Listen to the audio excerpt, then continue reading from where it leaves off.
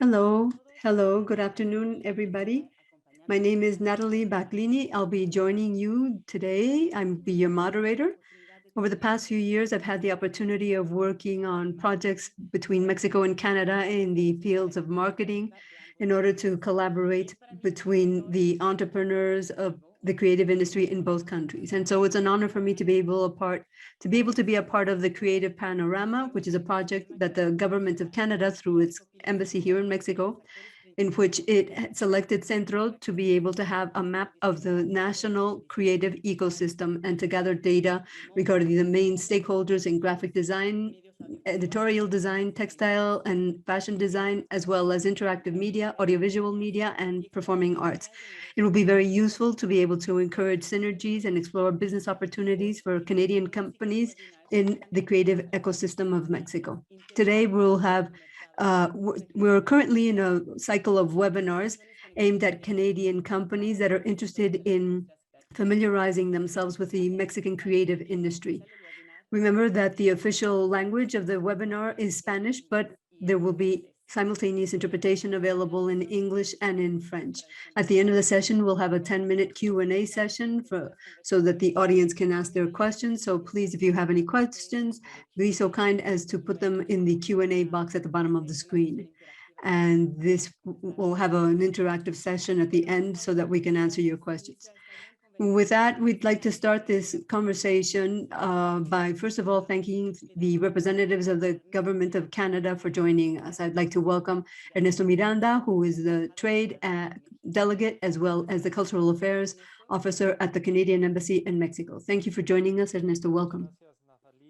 Thank you, Nathalie, and thank you all for joining us, especially our panelists for joining us in this initiative so that you can share with us your experiences and your knowledge with regard to editorial and visual design.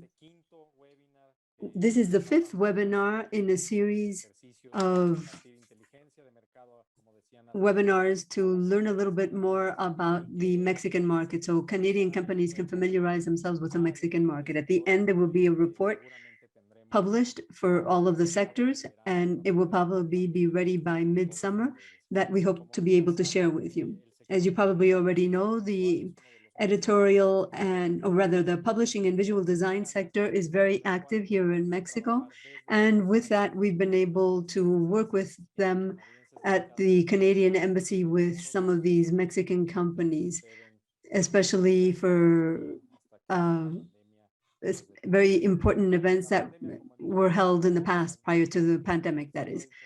As is the case of other industries all over the world, this sector was seriously affected by the pandemic, but we started to see an increase in the numbers at the end of 2020 because bookstores reopened their doors, and there was an increase as well in ebooks. So that has helped the industry. And I mentioned this just to show you that although the challenges are still very present in the creative industries throughout the entire world, the editorial and publishing sector seems to be gaining ground once again, and we hope it will be a wonderful opportunity for Canadian companies in Mexico. As you know, the Canadian embassies all over the world have their trade offices. I'm fortunate enough to be able to work in that department here. And so in addition to this event that has been organized together with CENTRO, you can also contact us if you need any assistance with your initiatives in the Mexican market. So without further ado, I'd like to once again thank you all for coming, and I'd like to hand you the floor once again, Nathalie. Great, thank you very much, Ernesto, for your kind words. Let's start this conversation with Uzyel Karp, who is the director of the Visual Communication Degree Department at CENTRO, and he'll be giving us a general overview. Welcome, Uzyel. Thank you very much, Nathalie and Ernesto. The publishing industry, editorial industry here in Mexico has a very interesting history. The first printing press was set up here in Mexico City, pretty much in downtown Mexico City. and it was done by an Italian printer who came to Mexico, and this happened approximately 480 years ago. So, as you can see, there's a lengthy history of the publishing industry here in our country. Today's conversation will be divided into two segments. We'll start by talking about the work of editorial design, the role editorial design or publishing design plays in the industry, and what the creative perspective is, and what role is played by editorial designers. In the second segment, we'll be talking about the current status of the creative industry, what has been happening, what has been happening with the publishing houses, as well as the role that the government has had in the publishing industry.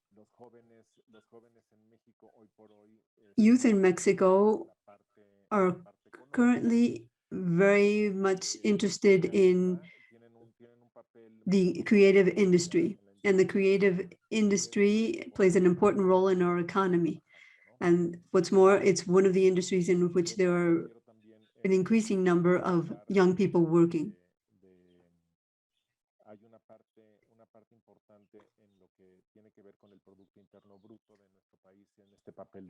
In terms of the role that GDP plays, or rather the role that the industry plays in the GDP, it's very significant because it represents 3.1% of the country's GDP. Mexico plays a very important role internationally insofar as international book fairs are concerned. We hold 150 book fairs throughout the country, some of which are very small. But above all, we have one that is very important, known as the Guadalajara International Book Fair, which turns 35 years old this year, and it is the second largest book fair in the world. And it is the largest international book fair in Latin America, which is why the FIL, as the book fair is known in Spanish, plays such an important role. We also have other types of local fairs, some fairs that, for example, work with the youth sector and the children's sector. But we'll talk about that a little bit later on. Thank you very much. Great. Thank you very much, Uzyel, for sharing that data with us and explaining what the sector looks like. Now I'd like to ask each of our guests to please tell us, in their own experience, what are the features and challenges of the editorial and publishing sector in Mexico. So now I'd like to hand the floor to Cristina Paoli, who is the founder and director of Periferia Taller Gráfico. Please share with us your experiences and tell us how you see this sector in Mexico. And what are the challenges that you face to strike a balance between the editorial designer, who is the creative personnel, as well as with the consumption of all of our products? Thank you very much. You have the floor, Cristina. Hello, good morning. It's a pleasure to be here with you. Thank you for the invitation. I think that editorial design in Mexico, in the whole world, but particularly here in Mexico, is at a great point. Books as objects, as a means to hold our memories, has been playing an incredibly important role lately. Readers, writers, institutions, we all give books a very important position in our lives because it connects us with our memories. And not only do we pay a lot of weight to books, but also the way in which the communication takes place.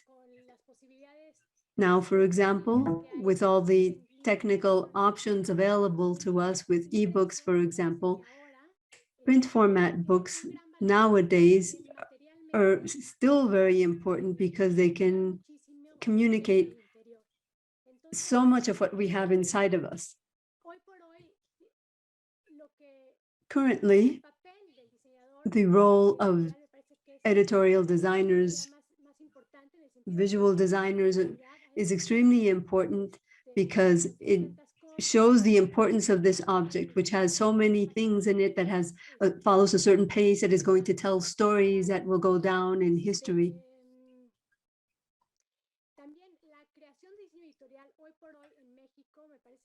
And I think that right now that this sector is in its best point in time, in its liveliest point, because a lot of people are very interested in designing publications, and they're also very much focused on education. Some designers, such as myself, for example, I've been working in this field for the past 15 years, and I would say that I didn't actually learn how to do everything while I was in classes. I learned much more once I was out in the field, although I did have a lot of structure taught to me.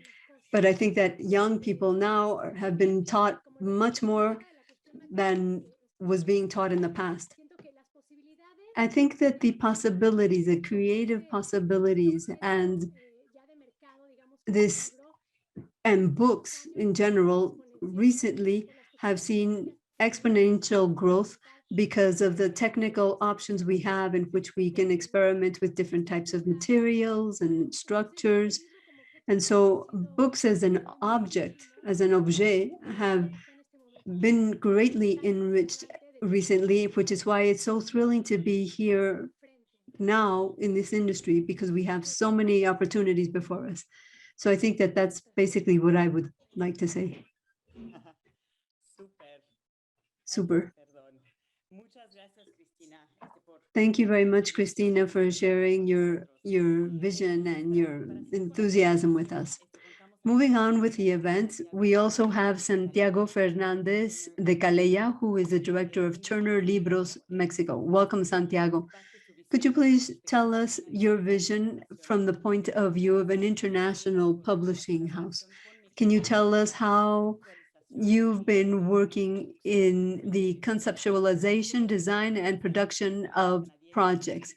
What would you tell Canadian companies about the Mexican market over the past few years? Thank you very much, Santiago. Welcome. Thank you. Thank you. Thank you to CENTRO and the Canadian Embassy here in Mexico. We're in a country, Mexico, which provides us with many opportunities. As Uzyel said, the first printing press set up on the American continent was in Mexico City. Contrary to what was happening in the British Empire or the Portuguese Empire, where they did not allow the setup of printing presses in their colonies, whereas in Mexico that was possible. We're in Mexico, which is the largest Spanish-speaking country in the world. And so we have enormous opportunities before us, business opportunities before us. It is also one of the gateways to the Spanish-speaking market on this continent. As Uzyel said, the Guadalajara International Book Fair is one of the most important book fairs in the world. It's extremely dynamic, and in each year in which it's held, we've seen that there is increasing interest on the part of non-Spanish speaking countries in the fair and in what is being done business-wise. From the very start, much before the 20th century, Mexico has always had a very creative environment, very much focused on on images and aesthetics, and that has been helpful in creating a team of designers that are extremely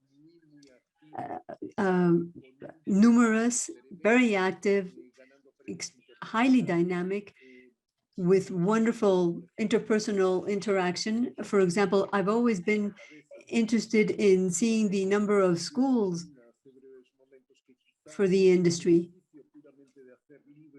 Perhaps it's related not just to the fact that they want to publish books,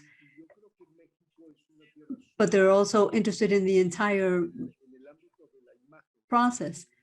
Mexico is very fertile in terms of what they think about images, color, and we also have a lot of international connections in that sense. And for example, what happened during the revolution, Mexican Revolution here, was very interesting for our industry because it was extremely dynamic. And this is an example of what was happening in the world of publishing at the time. And we also have the iconography of people such as Frida Kahlo, who is readily recognizable throughout the entire world.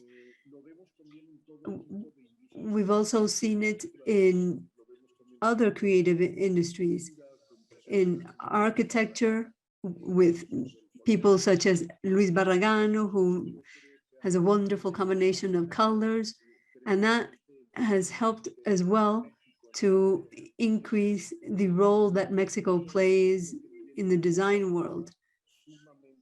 And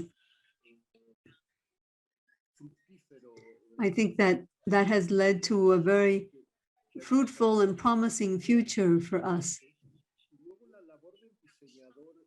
The role of designers in Mexico, in spite of the fact that we have a very highly developed publishing sector, we also have a lot of small publishing companies, not just large publishing companies. And in Mexico, we are sometimes play the role of catalysts, in which we bring all the pieces together so a project can be carried out. And that's something that you can readily find in Mexico, but is not so easy to find in other parts of the world. That perhaps you could even say that it plays an editorial role as well.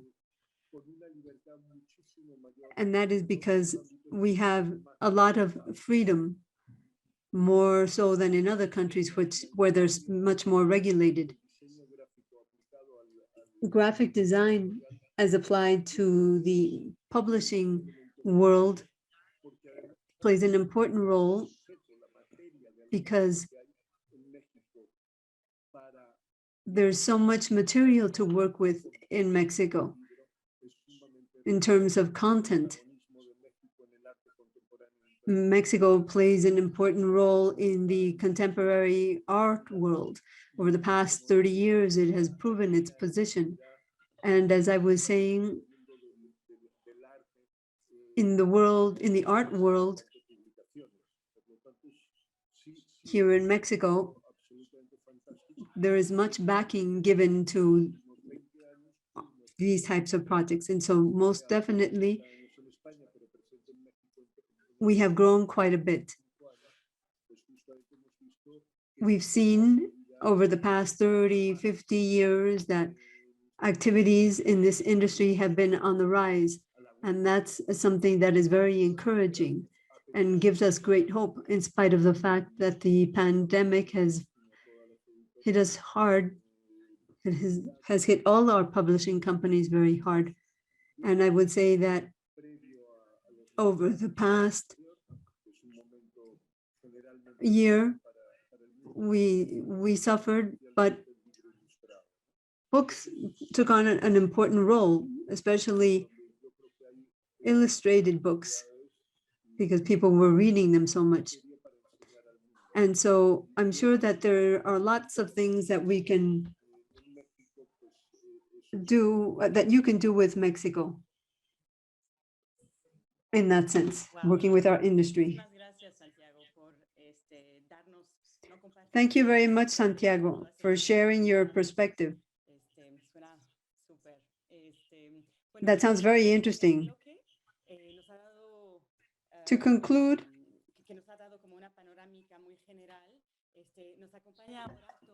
we'd now like to ask Tomás Granados Salinas, who is the editorial director of Grano de Sal, who will be telling us a little bit about what the situation is with the government, and he will also tell us a little bit about how decentralized bodies have played an important role in the industry. You have the floor. Thank you. Thank you. Thank you to CENTRO as well as to the Canadian Embassy for inviting us to participate.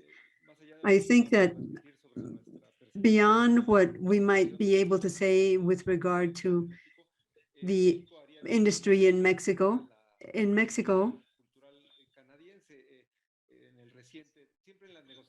we've always been very interested in working with Canada, with NAFTA and now with CUSMA.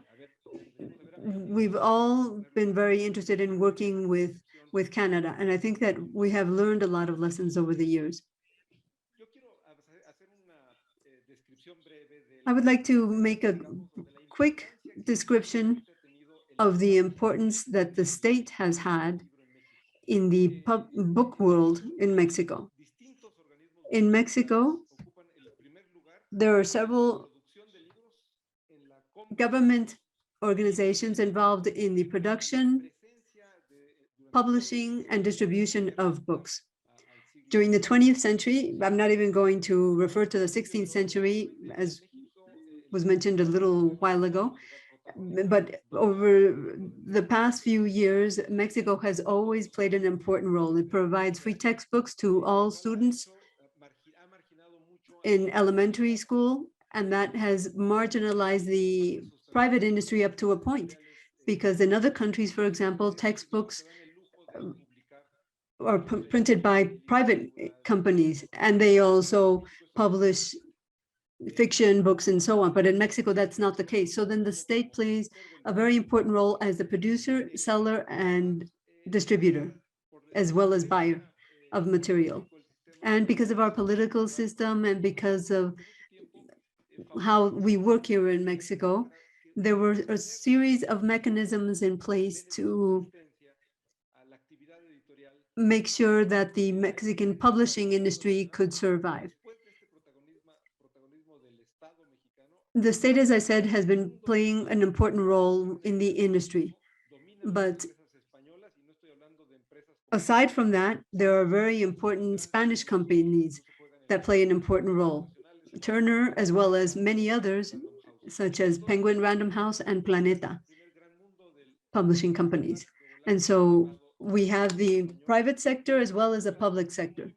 And we also have a very active and dynamic and creative segment in the publishing industry here in Mexico.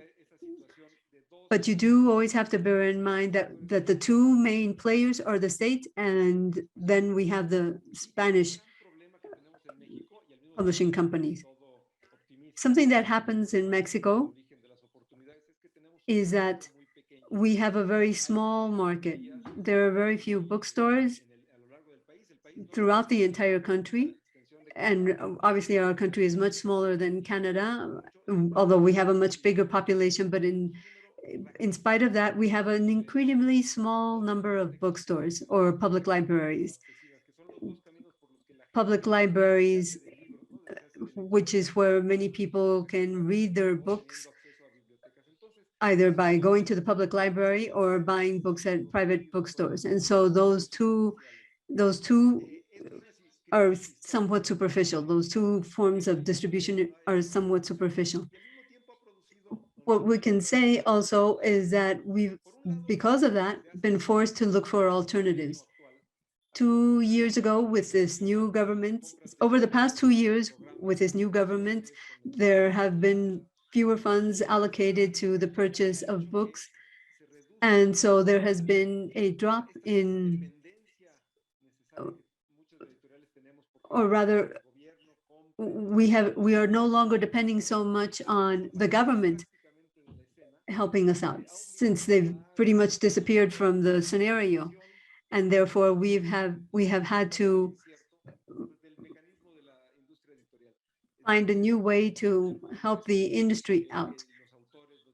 The authors, designers, translators, and bookstores, all of the stakeholders have to have very close contact in order to be able to offer their products throughout the country. And so because of the pandemic and because of the recent government policies, we've had to recreate the way in which books can be distributed to readers. And it's important to mention that because it's also an opportunity. For example, there are also a lot of foreign initiatives that are taking place to help us out with that. In Mexico, for example, we rarely use metadata.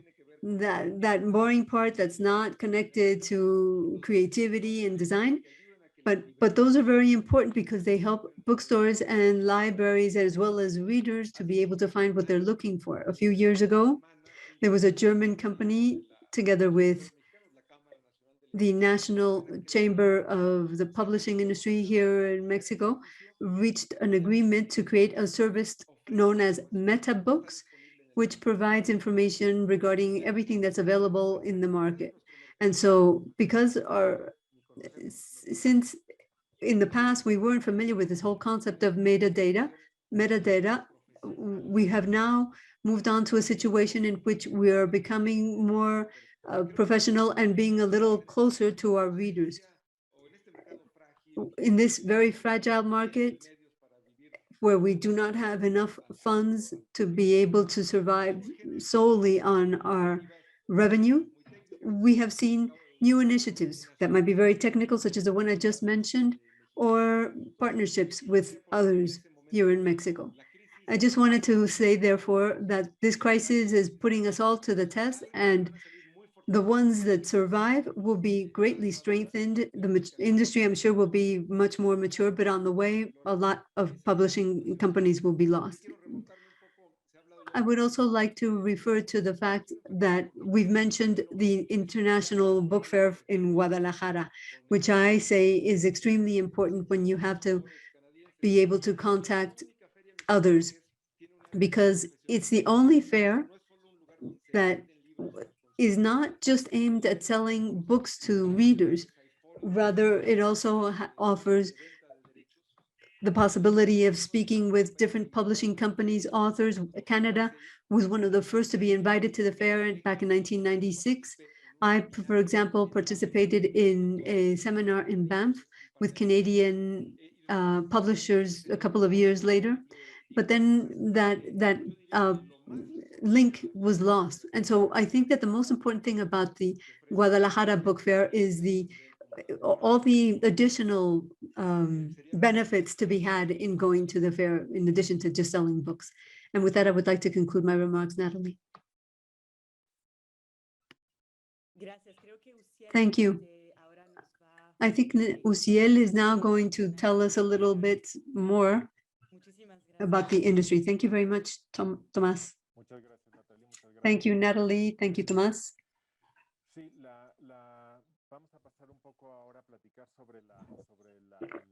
Now let's talk about the business side and what's behind the industry. As you've just heard, the government has played an important role, which has led to many of the small publishing houses to depend on the purchase of their books by the government. Now let's take a look at what has the highest sales, what the percentages are. We have, for example, on the screen, literature, novels and science fiction representing the biggest segment. Then we have academic books, in addition to self-help books that has been on the rise recently, cultural books or coffee table books that continue to be published in significant numbers in Mexico. There, everything, for example, connected to cooking and cuisine is very important in terms of sales. And this perhaps smallest segment of books are manuals, guides, and so on.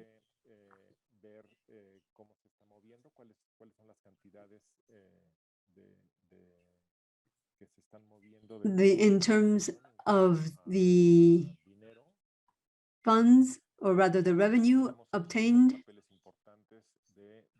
as you can see, the numbers are significant.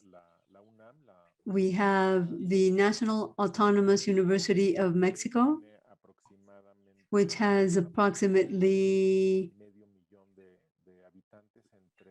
500,000, a population of 500,000 people between students and teachers and so on. And so they have their own press that plays an important role.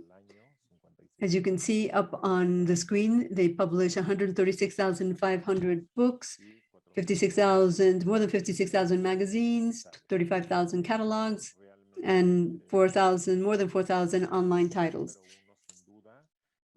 This is the #1 company, and in second place we have the University of Guadalajara,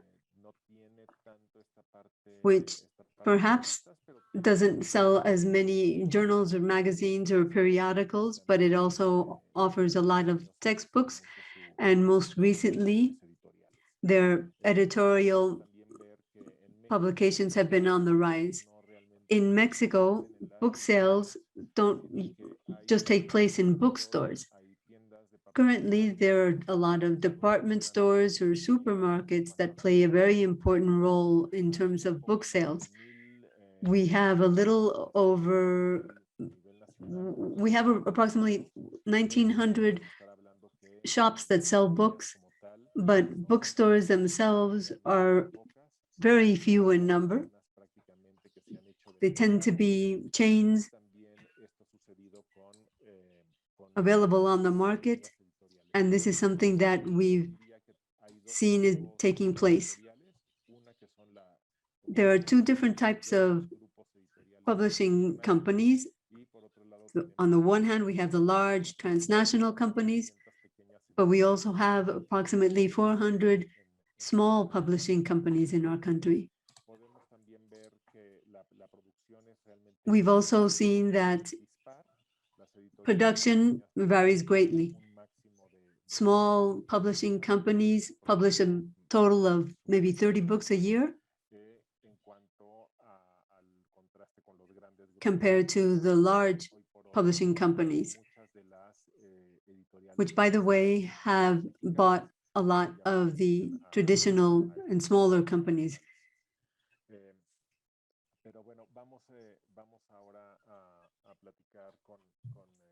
We're going to speak now with Santiago because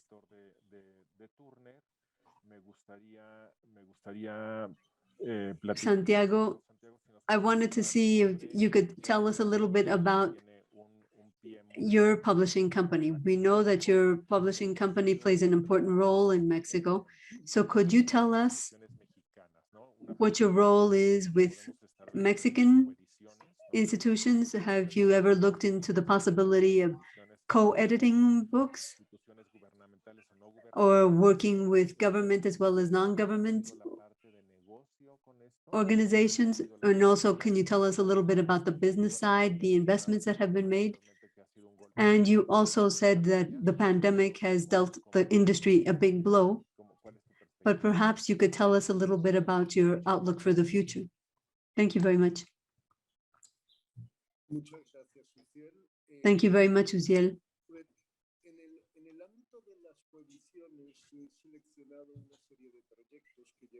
Insofar as co-editing is concerned, we have had a series of projects.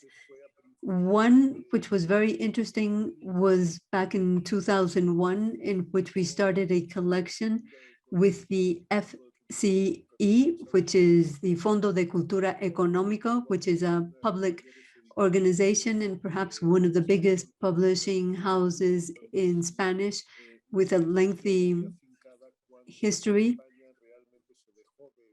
and which was very important when in Spain we stopped publishing because of the government of Franco, which was always censoring us. And so in any case, we had this project called Noema, and it was a very important partnership for both parties, in which we divided the country up to be able to sell our products nationwide. We basically divided Mexico and all of Latin America in order to know where our products could be sold. Part of it would be sold by the FCE and part of it through Turgia. And they helped us to take advantage of our strengths in each one of our, let's say, more natural territories. This was a collection that allowed us to publish 65 titles over the years. And then, because of a series of changes that took place at the FCE publishing house, they decided to no longer continue with that partnership, and we continued on our own path. And that collection currently still has 240 titles that are still being printed. We had done pretty much a territorial division, which is somewhat commonplace when we're talking about what happens internationally. Most of the works were translations from English into Spanish, and that helped us to have access to different markets. Another example that I would mention is one book called La Historia Mínima de México, which is a brief history of Mexico, which I think has 25 million prints. And because of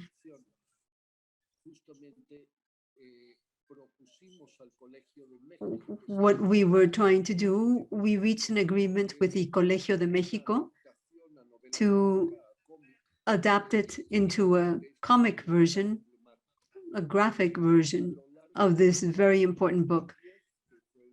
In 2010, we published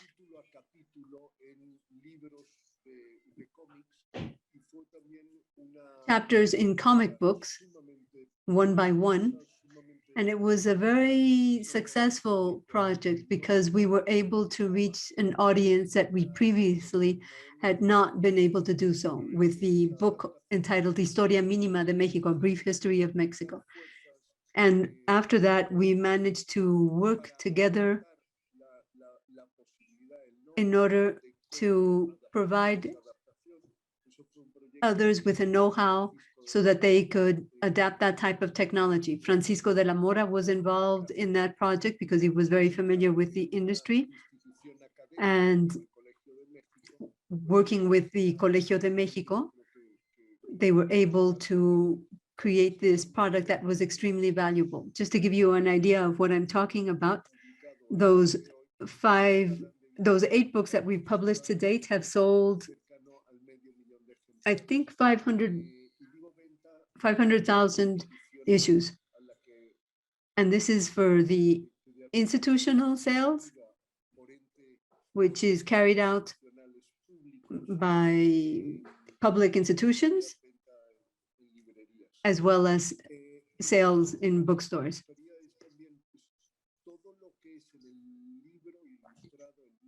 Insofar as illustrated books, art books, typography books, architectural books. There are also a series of projects underway in order to be able to continue to sell these books by selling the copyrights in other languages. That's very important because they can be sold both in Mexico as well as abroad. We started with that in 2002 with an important expo that was held in the Royal Academy in England, and in which we took the copyrights of books, translated them into English, and there were a series of public as well as private organizations involved, working with the Ministry of Culture, for example, in Mexico, as well as the Televisa Foundation. And all of that has helped us to make sure that we could have this type of edition. And I think there were 3 reprints, and there were between 1450 and 15,000 issues sold. And that is very good, so that we can have more people become familiar with the works.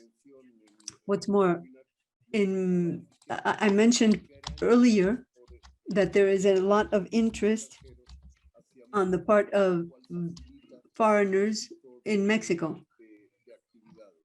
And that just goes to show why these types of activities are extremely important. And I think that this gives you an idea of the types of agreements that can be reached. Thank you very much, Santiago. Moving on with the second block, I would like to ask Tomás to once again join us so that you can tell us about your own experiences in terms of how you work with the CONALITEG, which is the National Commission for Free Textbooks, and also what type of agreements can be reached. Okay, let me explain what the CONALITEG is. It's the National Commission for Free Textbooks. It's a government arm which is in charge, or government branch, which is in charge of publishing textbooks for elementary school. But from the start of this century, they've also been involved in different types of initiatives to create libraries in schools. And so they have classroom library, for example, projects in which each classroom has a series of books available for the students, not just textbooks. For example, they could have an atlas, or they could have literature, and they also have projects to create school libraries. It's a very ambitious project, but I don't think they've paid it much attention recently. They haven't provided it with sufficient funds recently because of this new government. They have almost no willingness to contribute to these types of programs. And when they do so, they tend to make very small purchases. We had a fresh of breath there when those programs were working very well, and they were so successful that small printing presses were created, or printing publishing presses or publishing companies were created exclusively to be able to be sold to these libraries. And so that's something that really helped us to grow. But it was because it depended on the will of the government. And whenever that river runs dry, everything would slow down again. And so, yes, there was a point in which we were very active, but now we don't have any funds available.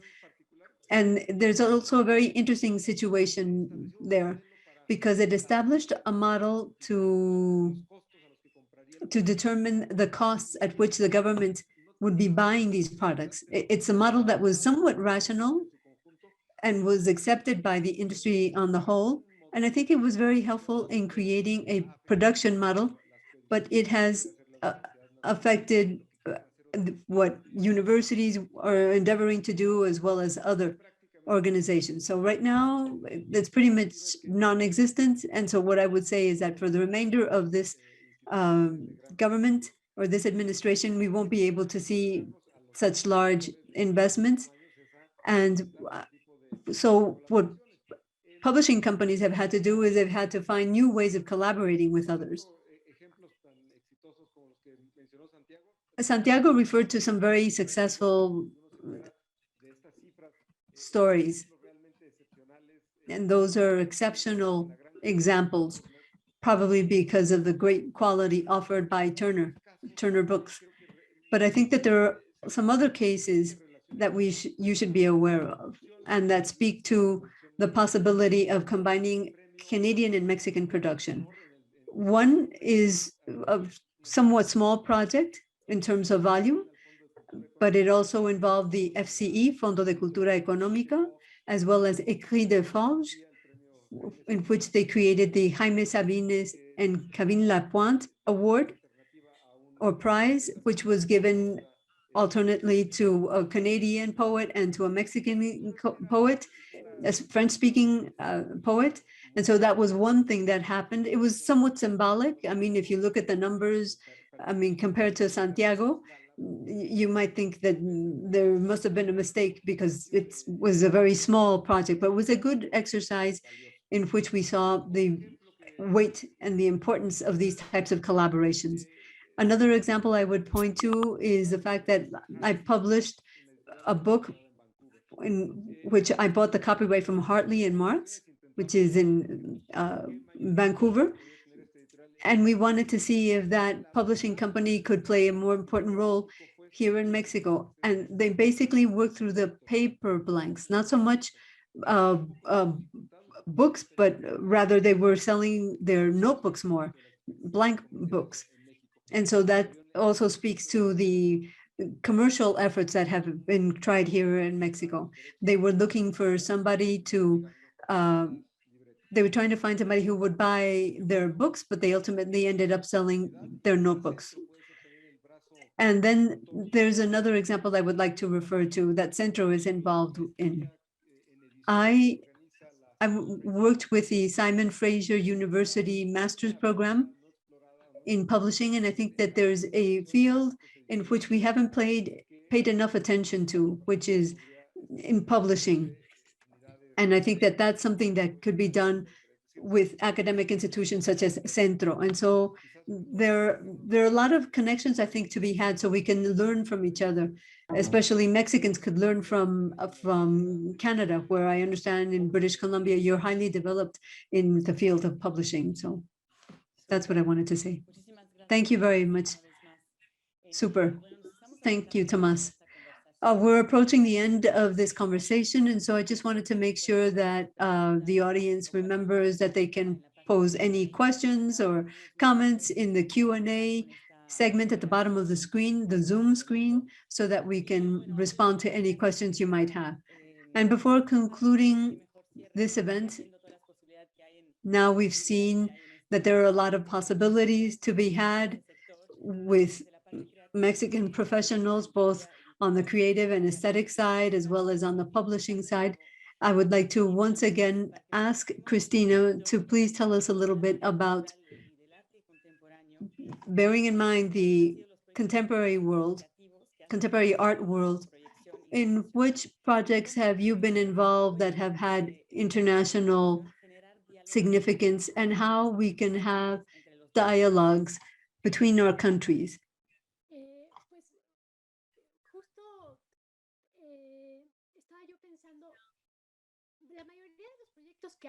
I was thinking that in most of the projects I am involved in, there is some type of international contact, whether because the author is from a foreigner or because whoever commissioned it, or depending on where the book was published or rather printed.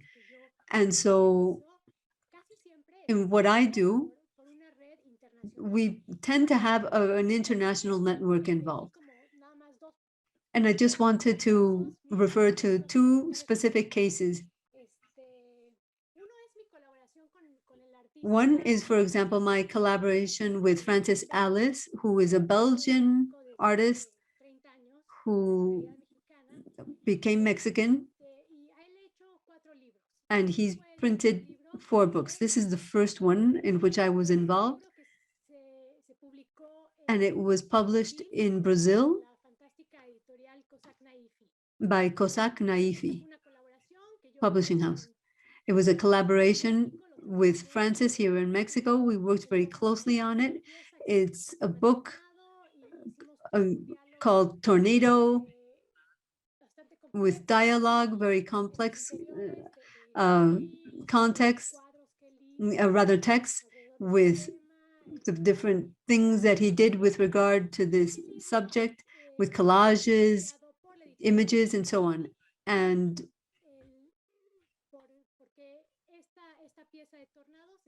this tornado piece was going to be shown at the Sao Paulo Bienal. And so we printed that book with some of Francis, and I took some of Francis's artworks in my luggage, and that was one example of something that was very successful. And another book I worked on with Francis Alik was this book for the Museo Tamayo, the Tamayo Museum. I've worked with them quite closely, and I've developed 3 collections for them. This is the last collection that I designed for them. And he had a show there, and it was a book in which Conaculta was involved, as well as the MALBA, which is the the Museum of Latin American Art in Buenos Aires, museum in Havana, Cuba, as well as another museum. Not all of them provided funds, but some of them did. And it was a book that was printed here in Mexico and was sent to Canada to be shown there. And in Argentina, they had their own print version. And then there's another book I published with Francis, and it speaks to the fact of how what the editorial and publishing world looks like now. This is for a show he had in Naples, as well as in Warsaw. And there are 2 books that come as a set. The content is the same. And this one is in English and in Italian. And this one,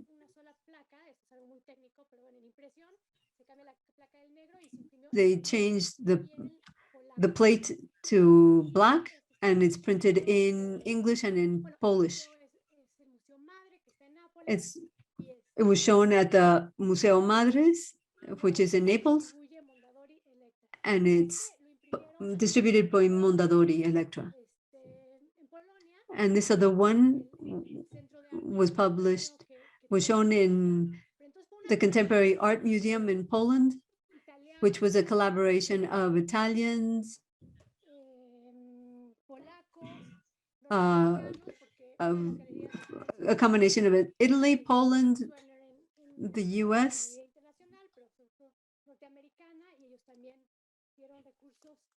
and they all provided funds for this book.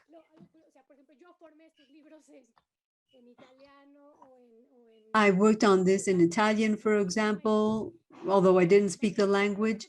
I've done it in several languages.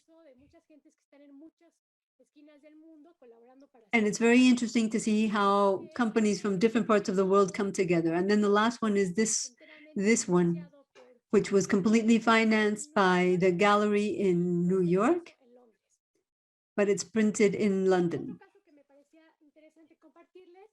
Something else that I thought would be important for you to know about is this book, which I published for the architecture pavilion in the Venice Biennale. No, sorry, Chile. And it's very interesting because it actually came about from this book, because I used to work with Arquine, which publishes architectural books.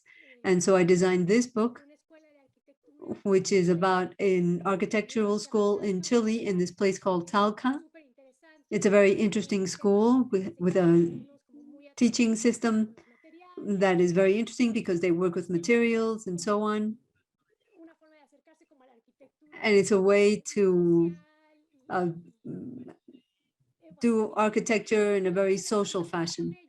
Well, in any case, I worked with them. And this book not only was sent to Chile, but it also was given a prize, the Down Architecture Prize from at the Frankfurt Book Fair.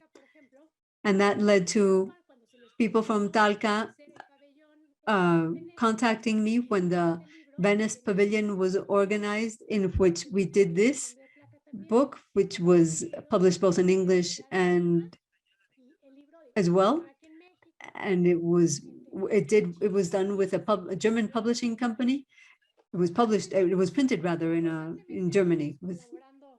And so as you can see, we're always collaborating at the international level when you're talking about the editorial design of books. Great.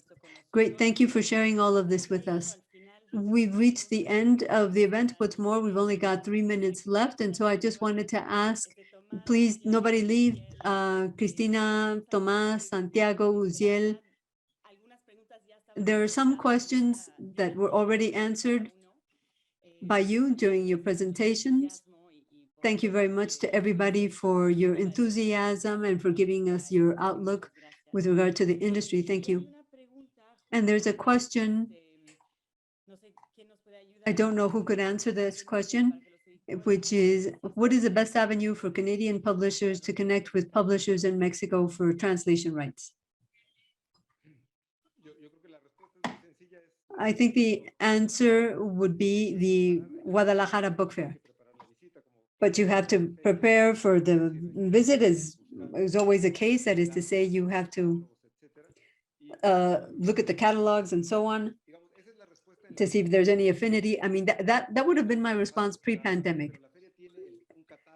The fair has a catalog in which they describe who's going to participate, the Mexican publishers and so on.